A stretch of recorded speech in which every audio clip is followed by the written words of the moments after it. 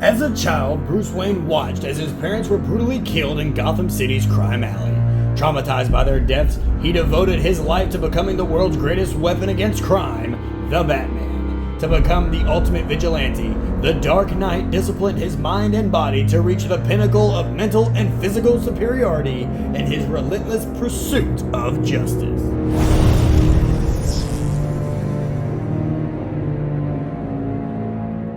What's going on, guys? Multiverse here with yet another action figure review video, and today we're going to be taking a look at both versions of Batman from Batman Hush by Mcfarlane Toys.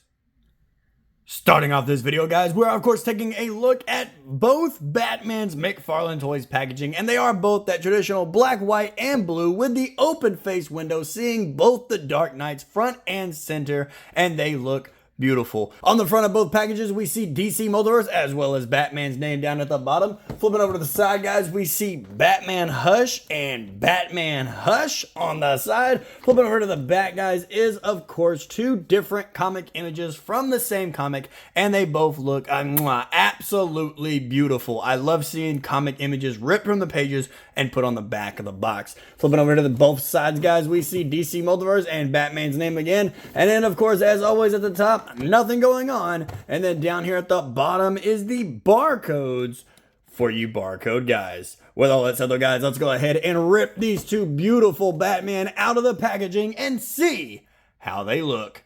So right here, guys, is both versions of the Hush Batman standing right on the rotating turntable, back to back, ready for action. One ready for Superman and one ready for Hush. And I absolutely love these two figures. If I had to pick my favorite, I know they're exactly the same, but it's a battle of paint and how I prefer my Batman. Me personally, I prefer my Batman and the dark gray and dark blue outfit. I just love a traditional blue and gray batsuit. Don't get me wrong, the black and gray will always be amazing and will always be a suit that I cherish. However, just that blue and gray really makes Batman stand out, and you guys have heard me say it time and time again how much I love a blue and gray Batman. But let's go ahead and talk about the figures. My first-hand impressions on these guys is they both look amazing. I absolutely love both of these figures, and that's why I wanted to do a video on both of them at the same time, being that they're both the exact same figure, their trading cards say the exact same thing,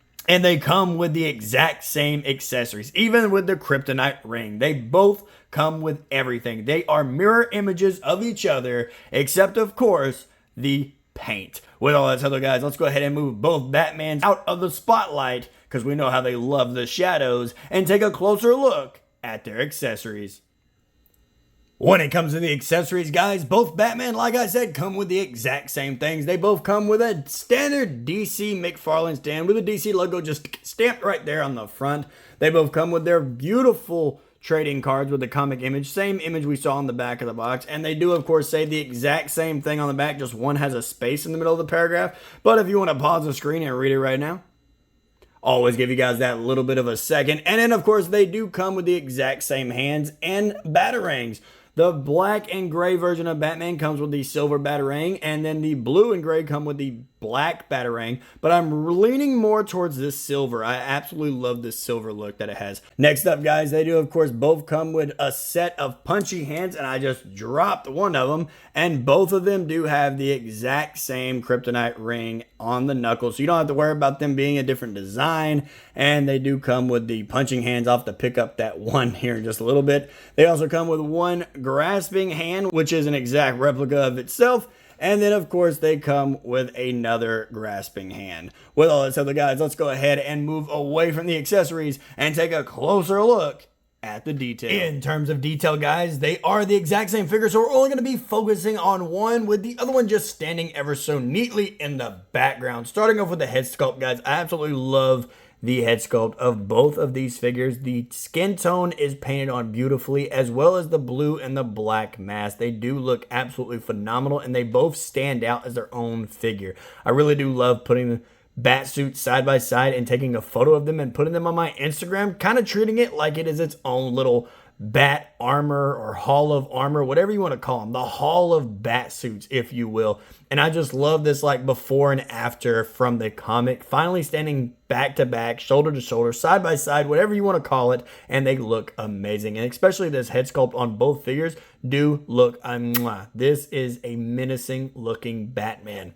Going down here now, guys, looking at the chest, I absolutely love the bat emblem on both of these. I know it's the exact same emblem. They are fantastic looking. They are nice and neat and straight, and I love it that this bat emblem looks amazing. I will say I'm not 100% sold on it arching up so high. Usually I'm used to it arching out wider, but that would be more of the Arkham logo. And with this one being up here, it's nice to really see a difference in the bat logos. Also, when it comes to the detail within the muscles in the suit itself, we've seen the Hush body mold time and time again. I mean, this is what started it all, though, is the wrinkles across the abs and just the details within the muscles as its own detail just looks absolutely phenomenal. Going down here now, guys, looking at his midsection, absolutely love this utility belt. I think it looks absolutely perfect. It really is a spitting image from the comics. However, I still wish that, I've said it before, that Batman had a bat logo on the front of his utility belt. I know some bat suits we've seen before in the past have had the utility belt with the bat logo on it that matched the one on the chest, but I feel like this big gap right here, they could have gotten away with it. I know it wouldn't have been 100% comic accurate, but it still would have looked amazing.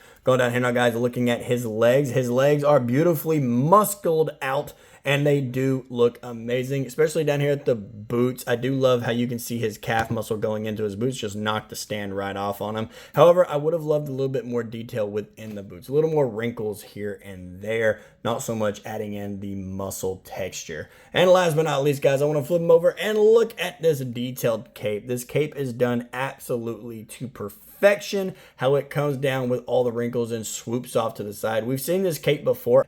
With all that said, guys, let's go ahead and move away from the detail and take a closer look at Batman's size, his articulation, and get into some size comparison. When it comes to how tall this Batman stands, guys, both Batman stand to the top of the head, looks like almost 7.5 inches tall. So they are some tall looking figures, and I do love that they are actually taller than most of the Justice League members if you want to stand them up with a Justice League like I do for that one.